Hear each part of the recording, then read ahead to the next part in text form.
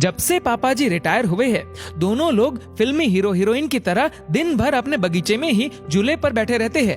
न अपने बालों की सफेदी का लिहाज है, न बहू बेटे का। इस उम्र में दोनों मेरी और नवीन की बराबरी कर रहे हैं। ठीक है माँ, मैं आपसे बाद में बात करती हूँ, शायद सासू माँ आ रही है। सासू माँ ने बहू की बातें कमरे के बाहर ही सुन ली थी, पर नजरअंदाज करते हुए खामोशी से चाय सोनम को दे दी। ससुर जी के रिटायर होने के बाद कुछ दिन से उनकी यही दिनचर्या हो गई थी। आजकल सासू माँ अपने पतिदेव के साथ अच्छे से तैयार होकर अपने घर के गार्डन में अपने पतिदेव के साथ झूले में बैठकर उनको कंपनी देती थी। ये गार्डन, उस पर बीच में चाय के लिए एक टेबल और एक झूला अशोक और प्रभा का जीवन भर का सपना था, जो उन्होंने बड़ी मेहनत से साकार किया था। ऐसे मनमोहक वातावरण में वहां पर लगा झूला मन को असीम शांति प्रदान करता।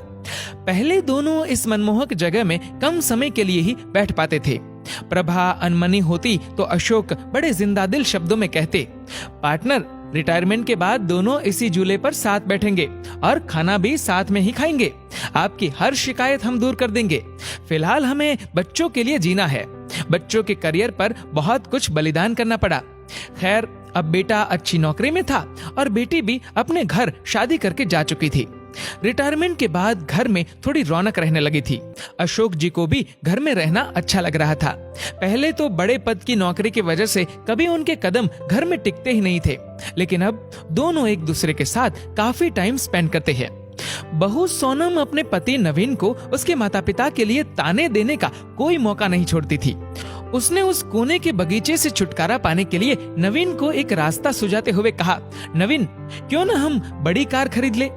आइडिया तो अच्छा है, पर रखेंगे कहाँ? एक कार रखने की ही तो जगह है घर में।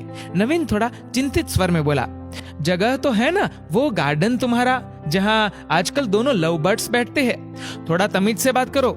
नवीन थोड़ा गुस्से से बोला, लेकिन फिर भी सोनम ने अपने पति को पापा से बात करने के लिए मना ही लिया। अगले दिन नवीन कुछ कार की तस्वीरों के साथ शाम को अपने पिता के पास गया और बोला, पापा, मैं और सोनम एक बड़ी गाड़ी खरीदना चाहते हैं। पर बेटा, एक बड़ी गाड़ी तो घर में पहले से ही है, और तो और इस नई गाड़ी को रखेंगे भी कहाँ? अशोक जी ने प्रश्न किया। ये जो बगीचा है, यही गैराज बनवा लेंगे। वैसे भी सोनम से तो इसकी देखभाल होने से रही, और मम्मी कब तक देखभाल करेंगी? इन पेड़ों को कटवाना ही ठीक रहेगा। वैसे भी ये सब जड़ें मजबूत कर घर की दीवारें कमजोर कर रहे हैं। ये सुनकर माँ तो वहीं कुर्सी पर सीना पकड़कर बैठ गई। पापा ने क्रोध को काबू में करते हुए कहा, मुझे तुम्हारी माँ से भी बात करनी पड़ेगी, थोड़ा सोचने का मौका दो। क्या पापा, मम्मी से क्या पूछना? वैसे भी इस जगह का इस्तेमाल भी क्या है?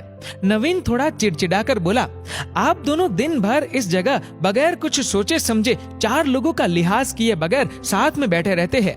अब आप दोनों कोई बच्चे तो नहीं हो, लेकिन आप दोनों ने दिन भर झूले पर साथ बैठे रहने का रिवाज बना लिया है, और ये भी नहीं सोचते कि 4 लोग क्या कहेंगे। इस उम्र में मम्मी के साथ बैठने के बजाय आप अपनी उम्र के लोगों में उठा बैठी करेंगे तो वो ज्यादा अच्छा लगेगा, न कि ये सब। और वह दंदनाते हुए अंदर चला गया। अंदर सोनम की बड़बड़ाहट भी जारी थी। अशोक जी कड़वी सच्चाई का एहसास कर रहे थे, पर आज की बात से तो उनके साथ प्रभाजी भी सन्न रह गई।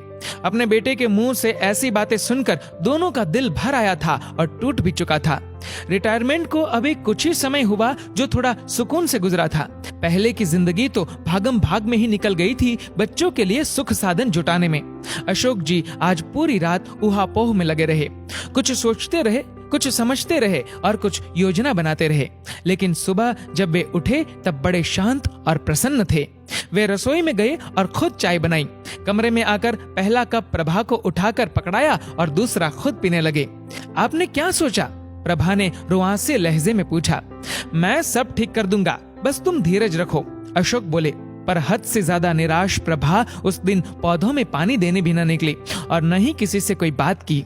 दिन भर सब सामान्य रहा, लेकिन शाम को अपने घर के बाहर एक बोर्ड टांग दिया जहां लिखा था वृद्धाश्रम। वृद्धाश्रम का बोर्ड टंगा देख नवीन ने भौचक के स्वर में पापा से प्रश्न किया, पापा, माना कि घर बड़ा है, पर ये वृद्धाश्रम का बोर्ड किस लिए? अगले महीने मेरे स्टाफ के मिस्टर गुप्ता रिटायर हो रहे हैं, तो वो इसी घर में रहेंगे, उन्होंने शांतिपूर्ण तरीके से उत्तर दिया। हैरान नवीन बोला, पर कहां? तुम्हारे कमरे में, पापा ने सामान्य स्वर में उत्तर दिया। नवीन का स्वर अब हकलाने लगा था। और हम लोग तुम्हें इस लायक बना दिया है। 2-3 महीने में कोई फ्लैट देख लेना या कंपनी के फ्लैट में रह लेना अपनी उम्र के लोगों के साथ। पापा एक एक शब्द चबाते हुए बोल रहे थे। हम दोनों भी अपनी उम्र के लोगों में उठे बैठेंगे और अपनी बात पूरी करते हुए कहा, अरे नालायक, तुम्हारी माँ की सारी उम्र सबका लिहाज करने में ही निकल गई, कभी बुजुर्ग तो कभी बच्चे। अब लिहाज की सीख तुम सबसे लेना बाकी रह गया था। पापा मेरा वो मतलब नहीं था, नवीन सिर झुकाकर बोला। नहीं बेटा, तुम्हारी पीढ़ी ने हमें भी प्रैक्टिकल बनने का सबक दे दिया। जब हम तुम दोनों को साथ देखकर खुश हो सकते हैं तो तुम लोगों को हम लोगों से दिक्कत क्यों है? इस मकान को घर तुम्हारी माँ ने बनाया।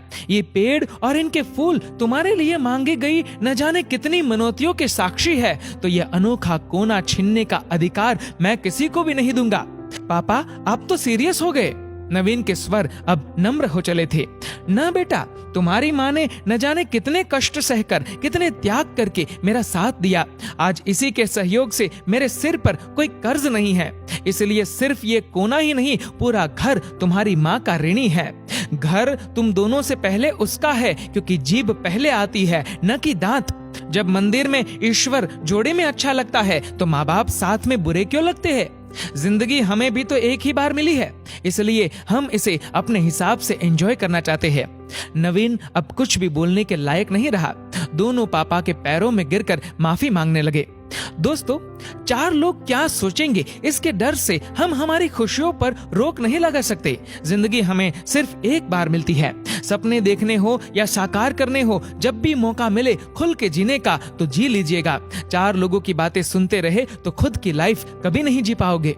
दोस्तों, आपकी इस वीडियो के बारे में क्या राय है नीचे कमेंट करके जरूर बताएगा। और दोस्तों, अगर आपको ये वीडियो पसंद आए तो इस वीडियो को लाइक करेगा, शेयर करेगा ज्यादा से ज्यादा लोगों तक। और ऐसे ही और भी इंस्पिरेशनल वीडियोस के लिए सब्सक्राइब करें हमारे यूट्यूब चैनल को और फेसबुक पर फॉलो करें हमारे पेज को। धन्यवाद।